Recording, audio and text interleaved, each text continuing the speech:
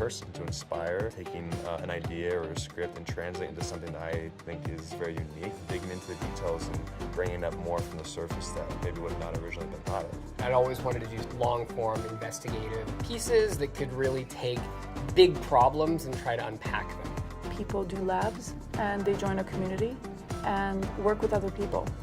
I think that's been the most productive and positive thing that's come out of trying to become a filmmaker and eventually getting something done.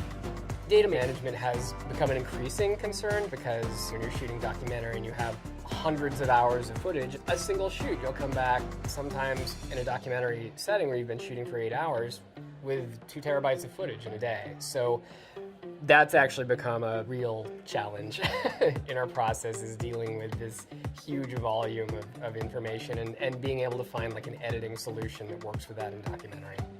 I've been using D-Technology drives for a long time. As soon as I needed a hard drive, I was working on stuff that was more than like 30 gigabytes. Yeah, I was definitely using higher gears. All of my hard drives for the entire film was G-Technology. I like G-Technology because there's a rugged drive and it's very convenient for working on set, for traveling, for banging things around. I mean, they're hardcore, they're like really well built. G drives are kind of the standard for what everyone uses and expects for post-production, and they just make everything a lot smoother, a lot faster, and they're very reliable.